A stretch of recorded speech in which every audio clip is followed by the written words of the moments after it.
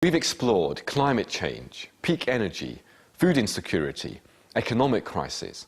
We've seen how these crises are all fundamentally interrelated and that they're being driven by this ideology of neoliberal capitalism. This has also helped us to recognize that the overarching assumption that we are living in the most advanced optimal system ever for humanity, what Fukuyama predicted to be the end of history, is fundamentally flawed. And if we look at the war on terror, we can see that Samuel Huntington's ideas about the clash of civilizations have become a self-fulfilling prophecy.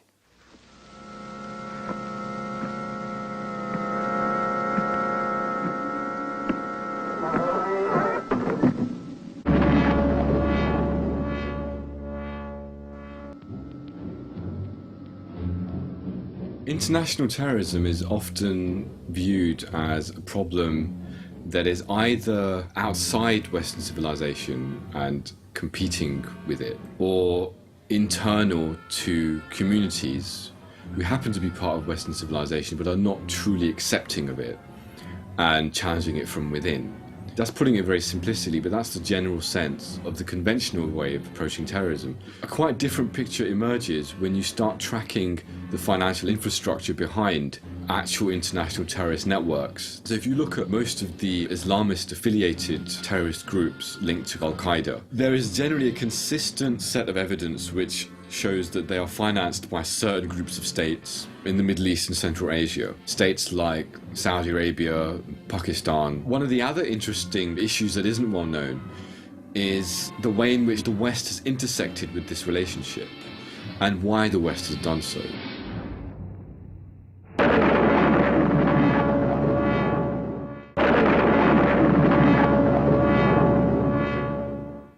May 29th. 1933, after weeks of discussions, there was a meeting at Qasem Palace on the outskirts of Jeddah. It was there that Saudi Arab government officials representing His Majesty signed a concession covering roughly 320,000 square miles. This was the starting point of a new American business venture abroad. But ahead, there was a long, long distance to travel, a huge investment, years of effort, and no end of patience and perseverance. It's very important that we recognize how significant hydrocarbon energy resources are to the international system. To maintain production, to maintain electricity, to maintain agriculture, we are dependent on certain types of fossil fuel resources. The problem is that most of these resources are available largely in specific areas of the Middle East and Central Asia.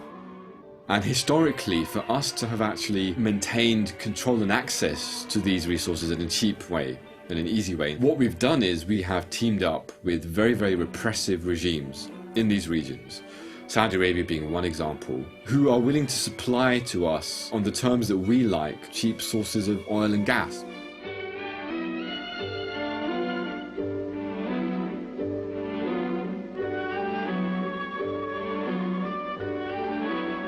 Part of the process has involved militarily propping up these regimes at any cost. We know for a fact that these regimes are also sponsoring terrorist activities. So there is a clear decision that's been made in the sense that we have continued to maintain ties with these regimes, knowing full well what's going on. The other issue is that not only have we done that, we've actually gone further than that. In order to control hydrocarbon energy resources and to extend that control, we've actually got more involved in the sponsorship of those groups and used them deliberately as mercenary proxy force in order to destabilize certain strategic regions that are either access routes to this kind of energy or actually hold that kind of energy.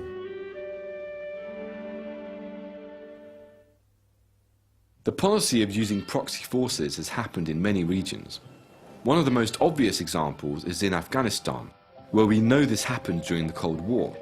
The US funded Osama bin Laden and his Mujahideen in order to counter the Soviet Union, the pretext being that we were fighting international communism. The wider context that we are not always familiar with is that Afghanistan has a very important geostrategic position in the international system, and this has been expressed by many experts in geopolitics. One of the most influential is Zbigniew Brzezinski, who was National Security Advisor to President Carter and more recently an unofficial advisor to President Obama.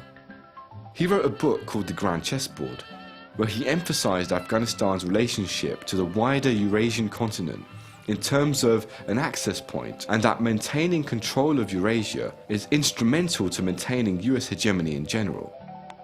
Brzezinski was also instrumental in kickstarting the policy of funding bin Laden and the Mujahideen in order to kick the Soviets out of Afghanistan, whose presence would have undermined US control in the region.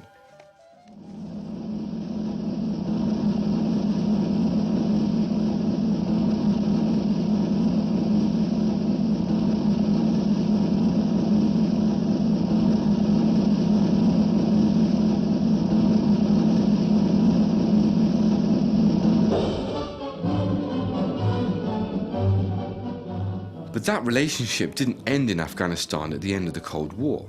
The conventional opinion is that the US disconnected from bin Laden, he turned against the West, started bombing Western targets, and that this escalated until 9/11, at which point we had to respond in the form of the War on Terror.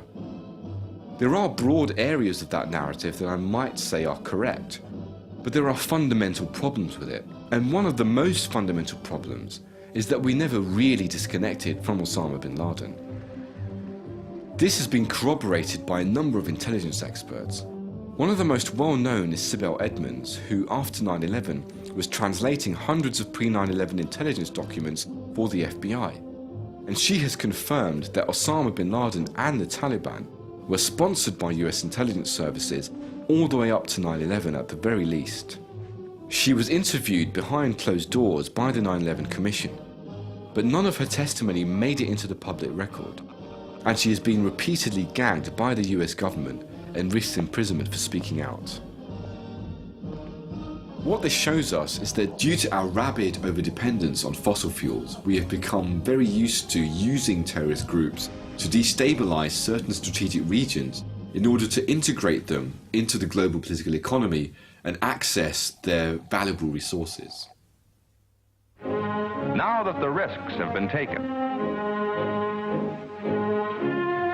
now that the pioneering has been done, the way is open for other American companies to come into the Middle East and join in developing its great resources for the benefit of its people and of the world.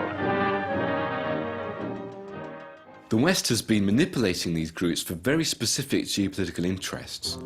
We know that this was happening with the sponsorship of the Taliban all the way through the 1990s, with the primary interest being that the Taliban would pave the way for sufficient stability to have a trans-Afghan gas pipeline route to Central Asian resources.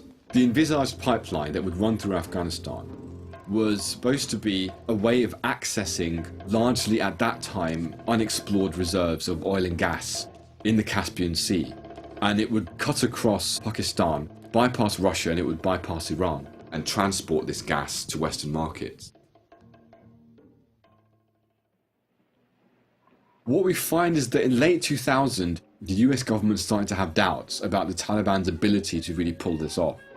And this was because the Taliban was fighting a civil war with the Northern Alliance for which there was no end in sight. So from the year 2000 to 2001, the United States government convened a series of meetings and negotiations with the Taliban. The Taliban were basically told, you're not going to have a stable government by yourself. The Northern Alliance is continuing to fight with you. We need you to join up with the Northern Alliance, form a federal government. And if you do that, you get all the aid, you get international legitimacy, and we can continue with the gas pipeline. And the Taliban, being the hardliners that they were, said no thanks. We are the legitimate representative government of Afghanistan, we believe, and we're going to stay where we are. And 3 months before 9/11 was when the last meeting occurred, and the Taliban boycotted this meeting, but they were represented by Pakistani Foreign Minister Niaz Naik, who confirmed that the United States government had proposed to the Taliban that if they didn't comply with this federalization plan, that there would be military action to eliminate the Taliban, and that this action would occur by around mid-October that year, which is exactly when the war in Afghanistan actually occurred. The phrase that was used was that they would get either a carpet of gold or a carpet of bombs. And what this shows us is that the war in Afghanistan was not about fighting terrorism. It was not even a direct response to 9/11. It was already being planned. 9/11 just provided the pretext, and it was much more to do with accessing regional resources than anything to do with human rights or fighting terrorism. And now you see with the escalation of the war in Afghanistan, right now US and British forces are trying to expel the Taliban from the southern region of Afghanistan, which is precisely where the Trans-Afghan pipeline is supposed to run. What we can say with certainty, and I prefer to stick to what we can say with absolute certainty, is that the system generates terrorism as a phenomenon, that terrorism has become integral to the way the system works, and this justifies the state's militarization of foreign policy, and it also justifies the state's increasingly draconian treatment of its own citizens.